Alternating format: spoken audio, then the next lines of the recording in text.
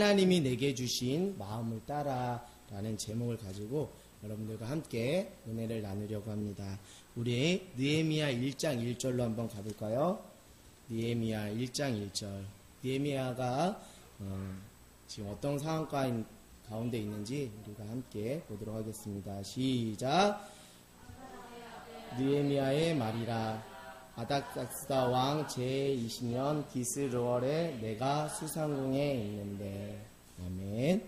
네, 지금 느헤미야는 어느 나라 사람이에요? 유대 백성이에요. 이스라엘 백성. 하나님이 택하신 백성입니다. 근데 지금 느헤미야는 지금 어디에 있어요? 궁에 있다. 수상궁에 있다 그래요. 지금 이스라엘이 지금 유다가 어떤 상황 가운데 있냐면 남유다가 주전 586년에 바벨론에 의해서 멸망이 되었어요. 그런데 그 바벨론이 또 누구한테 무너졌어요?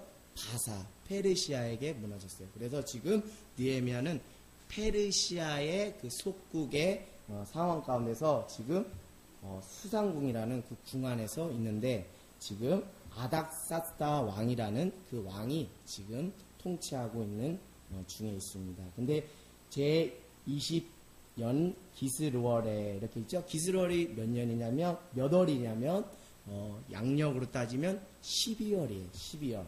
자, 12월인데 그때 그의 형제들이 궁에 와서 느헤미야에게 이런 말을 합니다. 2절에 보니까 내 형제들 가운데 하나인 하나니야가 두어 사람과 함께 유대에서 내게 이르렀기로 내가 그 사로잡힘을 면하고 남아있는 유다와 예루살렘 사람들의 형편을 물은지요.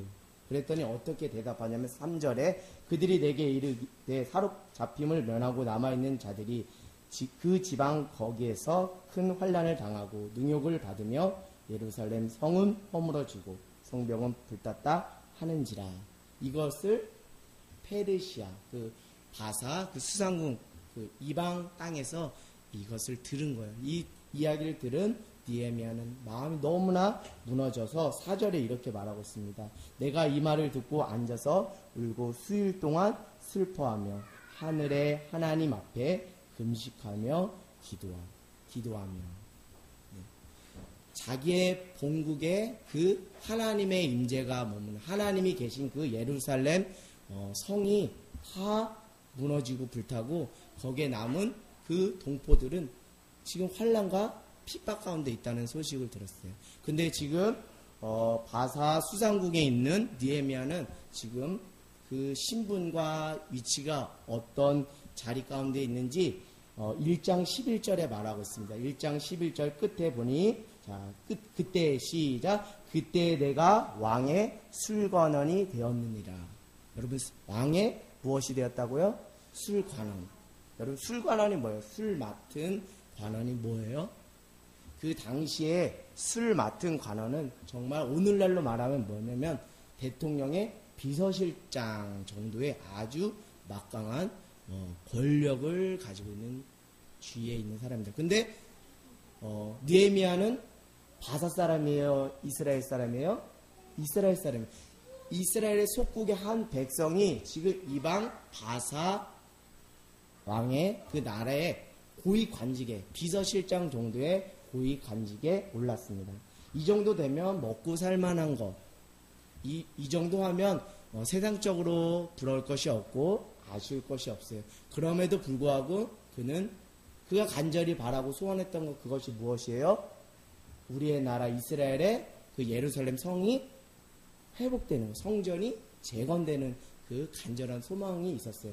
그것이 이루어지지 않는 한 그에게는 참된 행복이 임하지 않았습니다. 근데 그가 그 형제 하나니야를 통해서 이 소식을 들으면서 몇 달 동안 기도했냐면 2장 1절을 한번 읽어보겠습니다. 시작. 아닥사스다 왕 제20년 니산월에 왕 앞에 포도주가 있기로 내가 그 포도주를 왕에게 드렸는데 이전에는 내가 왕 앞에서 수심이 여러분 여기서 니산월이라는 것은 대략 양력으로 따지면 3월에서 4월인 거예요.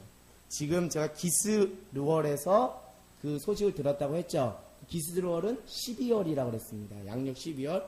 그런데 니산월은 몇 월이라고요? 양력 3월에서 4월 정도. 그러니까 대략 이 소식을 듣고 그가 금식하며 하나님 앞에 울부짖은 기간이 대략 몇 개월? 4개월. 12월 달부터 그 다음에 4월까지 4개월 동안 이 고국 이스라엘 예루살렘 성을 위해서 이렇게 간절히 기도한 거예요. 제가 좀 전에 말했듯이 술관원이라는 것은 당시 왕을 뭐 하는 사람들이 있었냐면 독살하려는 사람이 있었어요. 그래서 술에다가 이렇게 독을 타서 이렇게 왕을 죽이고 자기가 왕에 오르려고 하는 그런 음모를 꾸미는 경우가 많아서 술을 마시기 전에 왕이 포도주를 마시기 전에 먼저 술 맡은 관원이 먼저 그 술에 독이 없는지 여부를 따지면서 먼저 술을 독이 있는지 여부를 확인하고 그 술을 왕에게 드리거든요. 그러니까 왕과 술 맡은 관원의 그 관계는 좀 어떤 관계일까요? 의심의 관계면 이거 맡길 수 있겠어요? 없겠어요? 정말 신뢰의 관계. 정말 왕이 믿고 맡길 수 있는 그 관계여야지 그 술 맡은 관원을 맡길 수 있어요. 그럼에도 불구하고 느헤미야는 어떤 사람이었어요? 진실한 사람이었거든요. 거짓이 없는 사람이었거든요. 늘 일관된 삶의 패턴을 보여준 사람이었기 때문에 이방 바사 왕의 입장에서는 이방 나라임에도 불구하고 그 느헤미야에게 무엇을 했어요? 느헤미야를 신뢰하게 된 거예요. 느헤미야를 믿고 내가 그 관직을 맡겨도 그 느헤미야는 나를 배신할 사람이 아니라는 그 신임을 얻었어요. 정말 이것조차가 하나님의 은혜죠. 그런데 느헤미야는 내가 술 맡은 그 관원, 그것이 되는 것이 그의 인생의 최종 목적이 아니었어요. 그의 인생의 최종 목적은 뭐예요? 내가 사랑하고 내가 아끼는 그 이스라엘, 남유다, 그 예루살렘 성이 회복되어 그 예루살렘 그 성전에 그 하나님의 임재가 머무는 그 하나님의 그 주권이 그곳에 머무는 그 하나님이 통치하시는 그 나라의 회복을 위해서 그가 늘 기도했다는 거예요. 그는 개인의 부귀 영광을 위해서 한 사람이 아니었어요.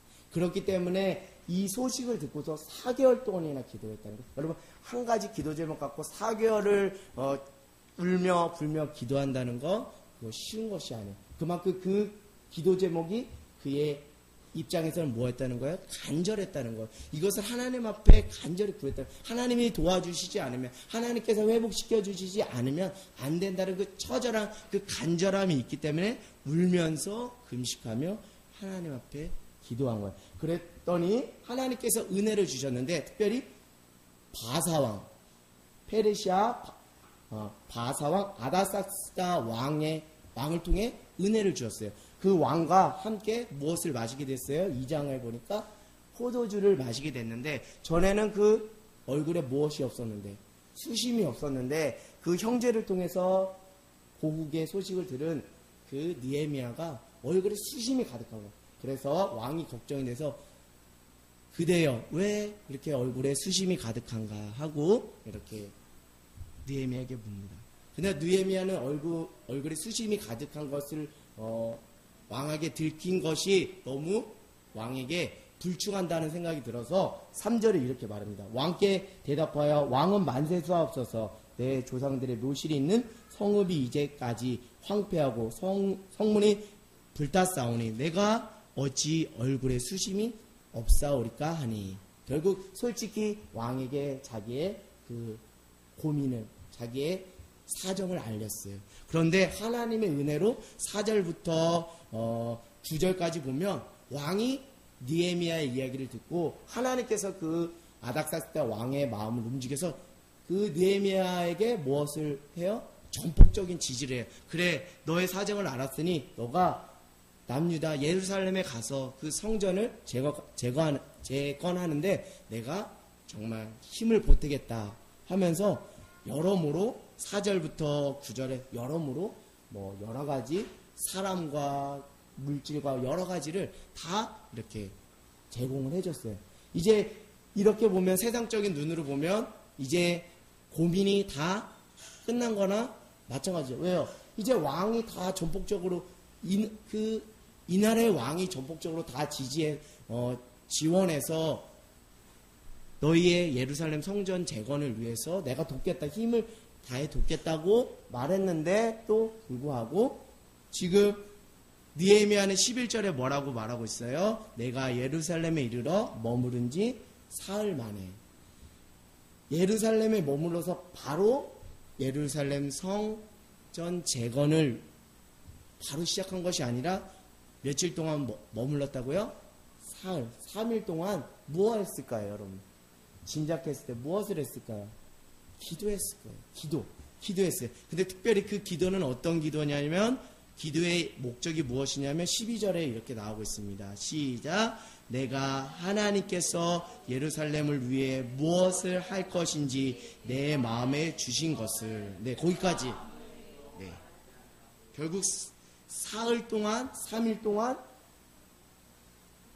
침묵하며 기도한 이유가 무엇이라고요? 내 하나님께서 예루살렘을 위해 무엇을 하실 것인지 내 마음에 주신 것을 뭐 하기 위해서요? 받기 위해서요. 이것을 받기 위해 3일 동안 예루살렘에 도착했지만 3일 동안 기도합니다. 여러분, 세상적으로 지금 다 일이 슬슬 잘 풀리는 상황인가요? 아닌가요? 슬슬 풀리는 거예요. 왕이 다 도와준다고 했기 때문에 슬슬 풀리는 거예요. 그런데 영적으로 깨어있는 사람은 환경이 되어져 가는 것으로 하나님의 뜻을 분별하는 사람인가요? 아니에요. 영적인 사람, 하나님의 사람은 환경을 그냥 환경 그 표면적인 것으로 환경이 지금 열리니까 뭐가 되는갑다. 이게 아니라 그 환경조차도 다 누구에게 점검받는 거예요? 하나님께 점검. 결국 영적인 사람, 영적인 사람은 기도의 사람이에요. 하나님의 사람은 기도하는 사람이에요. 기도함으로 누구의 마음을 내가 담는 거예요? 하나님의 마음을 담는 거예요. 결국 하나님의 뜻이 나를 향해 어떻게 펼쳐질지를 내가 정확하게 보겠다는 거예요. 정확하게 듣겠다는 거예요. 그래서 그것으로 손과 발이 움직여서 하나님의 일을 감당하겠다는 거예요. 여러분, 우리의 인생은 이런 면에서 보면 우리의 인생은 속도가 중요한 거예요? 방향이 중요한 거예요? 방향이 중요해요. 여러분, 왜 이렇게 서두르십니까? 서두른다고 되는 것 아무것도 없어요. 여러분, 하나님께서 침묵하라고 하시면 우리는 침묵할 수밖에 없는 존재예요. 하나님께서 멈추라고 하면 멈춰야 하는 존재입니다. 하나님이 멈추라고 자꾸 사인을 주는데도 불구하고 계속 나는 달린다. 그럼 하나님이 이제 강권적으로 그의 허리를 쳐서 그를 무릎 꿇게 할 거예요. 그의 무릎을 쳐서 그를 무릎 꿇는 날이 온다는 거예요. 그런 영적인 그 무지한 상태에 빠지지 않기 위해서 날마다 우리가 무엇을 해야 될까요? 하나님 앞에 기도해야 돼요. 하나님, 상황이 이렇게 열렸습니다. 근데 이것이 정말 하나님의 뜻 안에서 어떤 의미인지 제게 알려주세요. 이것이 열린다고 해서 제가 여기에 들뜨지 않게 하여 주시고 침묵 가운데 기도의 골방으로 들어가서 하나님께서 정말 나에게 구체적으로 무엇을 원하시는지 하나님의 그 지혜를 나에게 허락해 주시옵소서라고 여러분 기도하는 그 성숙한 그리스도인이 되기를 주님의 이름으로 간절히 기도합니다. 여러분, 결국 그리스도인, 하나님의 사람은 환경을 따라가는 것이 아니라 기도를 따라 하나님이 주시는 마음을 쫓아 따라가는 인생이 하나님의 사람의 인생인 줄 믿습니다. 그 느헤미야는 이런 인생을 살았어요.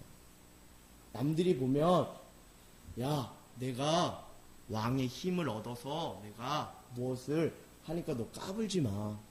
이렇게 자기의 권력을, 왕의 힘을 얻고 자기의 권력을 과시할 수 있지만, 그러나 느헤미야는 그렇게 하지 않고 그런 교만함의 그 오리 속에 빠질 수 있는 그 연약함 속에서도 철저하게 기도했다는 거예요. 여러분, 기도밖에 답이 없더라고요. 이번에 목회자 후보생 교육을 첫째 날, 둘째 날 했어요. 첫째 날에는 지금 목회하고 계신 목사님, 둘째 날에는 원로 목사님. 근데 결론은 하나였어요. 주제가 무엇이었냐면 설교와 영성이었거든요. 근데 결론은 기도였어요. 기도하지 않고 어떻게 하나님의 말씀을 전할 수 있으며, 기도하지 않고 어떻게 영성이 채워질 수 있냐고 다 똑같이 말씀하시더라고요.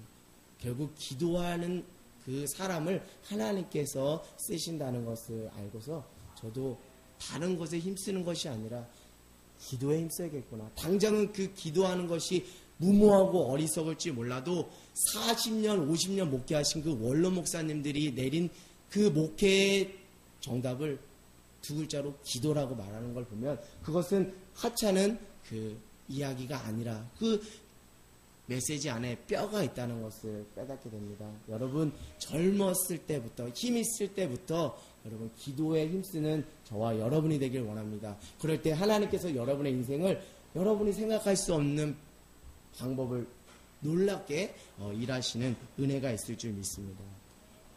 저는 초등학교 때 그 시골이 여러분들 다 강원도는 그 이렇게 발전이 늦었잖아요.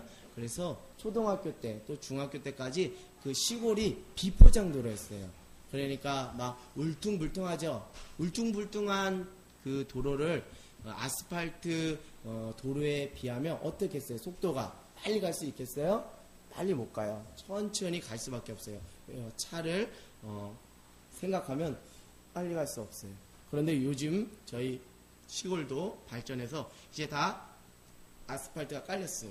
그래서 시골 고향집에 오는 그 여정을 이렇게 제가 눈으로 이렇게 볼 수 있는 시간적인 여유가 많이 부족해졌어요. 왜요? 그만큼 아스팔트 도로가 깔렸기 때문에 슈잉하면 벌써 집에 와 있기 때문에 제가 천천히 우리 고향이 이렇게 바뀌었네 라고 이렇게 볼 수 있는 여유가 없더라고요. 그런데 옛날 같은 경우는 쿵쿵쿵 하면서 천천히 삐덕삐덕 하면서 저기 소나무가 이번 장마에 넘어져 갔네 뭐 이렇네 하면서 천천히 그 풍경을 볼 수 있더라고요. 이걸 보면서 느린 것이 나쁜 것이 아니에요.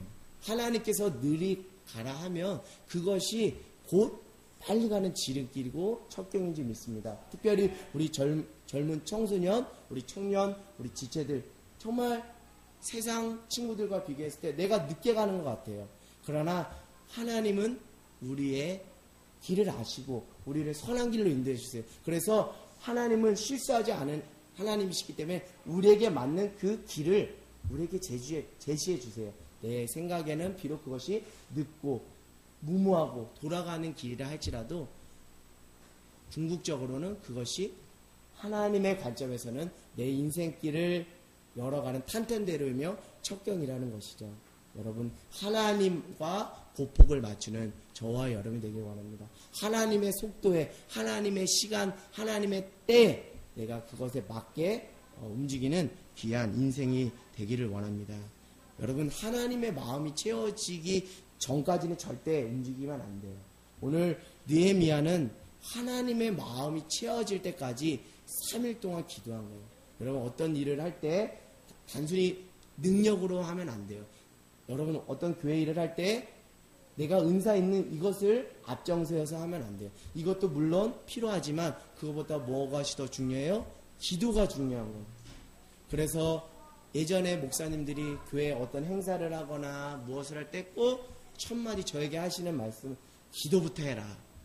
기도부터 해라. 그래서 기도 가운데 이 행사를 주관하신 그 하나님의 계획과 뜻을 발견하고 해라. 그래야 질서 잡힌 그 사역을 할 수 있다라고 이야기를 하더라고요.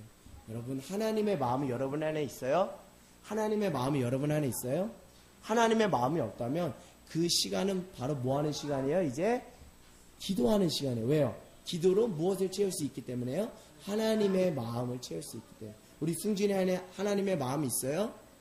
아멘. 그러면 그 하나님의 마음을 따라 움직이면 돼요. 혹 하나님의 마음이 없다면 잠시 멈춰 서세요. 그래서 그 하나님의 마음이 채워질 때까지 기도하심으로 하나님 마음 부어지는 것을 따라 나갈 때 하나님께서 열매 맺게 해 주시는 줄 믿습니다. 여러분 아직 절대 늦지 않았습니다. 여러분이 하나님과 함께 한다면 여러분의 인생은 뒤처진 인생이 아닌 줄 믿습니다. 오늘 이 말씀을 이렇게 함께 나누면서 저는 이것을 개인적인 차원에서 좀 한번 더 적용하게 되었습니다. 오늘 느헤미야는 무엇을 보면서 안타까워했어요? 예루살렘 성전이 무너진 것을 보면서 말할 수 없이 탄식하며 울며 기도했습니다. 근데 저는 이 말씀을 보면서 이런 마음이 들었어요. 하나님도 나를 성전된 나로 부르셨는데, 교회로 나를 부르셨는데, 내 교회로서의 나라는 그 성전이 정말 하나님 보시기에 허물어져 있다면, 불타버렸다면, 정말 그 마음이 너무 새까맣게 타버렸다면, 그 마음의 밭이 다 딱딱하게 굳어 있다면 하나님이 얼마나 슬퍼하실까라는 생각이 들어요. 느헤미야는 예루살렘 성전이 무너진 것을 보고 매우 슬퍼하며 온 것처럼 하나님도 성전된 내가 정말 하나님의 성전답게 살아가지 못하는 그 삶을 본다면 얼마나 하나님이 슬퍼하시며 성령의 말할 수 없는 그 탄식의 소리로 울며 중보하고 계실까라는 생각을 해보게 되었습니다. 여러분, 이제 다시 주님의 몸된 교회로서의 나를 세워가는 은혜가 있기를 원해요. 그러려면 나의 심령을 하나님의 관점에서 봐야 돼요. 나는 정말 하나님 앞에서 진실한 하나님의 교회로 세워져 가고 있는가? 나는 정말 중언부언하지 않는, 정말 믿음대로 행하는 진실한 하나님의 사람인지 우리 스스로 점검하길 원합니다. 만약에 점검했을 때 내 성전, 하나님이 나를 성전으로 세운 나라는 한 사람이 정말 그 성전이 볼품없이 무너졌다면 그 자리에서 느헤미야가 정말 성전을 바라보며 탄식으로 금식하며 기도한 것처럼 우리도 그렇게 기도하는 은혜가 있길 원해요. 여러분, 죄를 머리에 뒤집어 쓰고 회개하며 기도할 때 하나님께서 느헤미야를 통해 성전을 재건한 것처럼 하나님께서 우리를 성전으로 건강하게 세워줄 줄 믿습니다. 건강한 한 사람 한 사람이 교회로 세워질 때 하늘 땅 교회가 건강하게 세워질 수 있거든요. 여러분, 특별히 이번 성전 이전을 위한 40일 릴레이 금식 기도 이 상황 가운데서 저는 우리 교회가 어느 장소로 옮겨가는 이 물리적인 공간의 차원이 아니라 하나님께서 교회로 나를 부르셨는데 내가 교회로 합당하게 잘 세워져 가고 있는지를 점검하는, 정말 자기를 돌아보는 그 의미 있는 시간이 되길 원해요. 그 의미 있는 시간 가운데 회개가 터지고 정말 하나님 앞에 무릎 꿇는 은혜가 있고 하나님께 두 손 들고 금식하는 은혜가 있기를 원합니다. 주님, 나를 교회되게 하여 주시옵소서. 교회가 교회되게 하여 주시옵소서. 나를 주님의 몸된 교회로 세워주십시오. 나의 가정을 주님의 몸된 교회로 세워주십시오. 하나님, 하늘 땅 교회를 주님의 교회로, 몸된 교회로, 온전한 교회로 세워주시옵소서라는 그 간절하고 그 절박한 그 기도가 우리 안에 회복되기를 원합니다. 여러분, 끝으로 한 가지만 더 말씀드리고 마치도록 하겠습니다.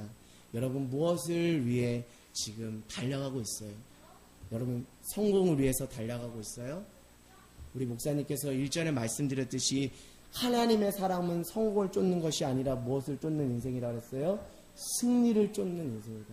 오늘 느헤미야는 세상적으로 봤을 때는 성공한 인생입니다. 그러나 그 성공에 자아도취된 인생이 아니라 정말 그 인생 안에 내가 성공을 위해 살아가는 인생이 아니라 하나님께서 내게 허락해 주신 그 승리의 개가의 노래를 부를 수 있도록 하나님께서 은혜 달라고 그 승리를 갈망하며 살았던 사람이 바로 느헤미야입니다. 여러분, 성공을 쫓으면 우리의 그 삶의 패턴이 어떻게 되는지 알아요? 빨리 가요. 기도하지 않아요.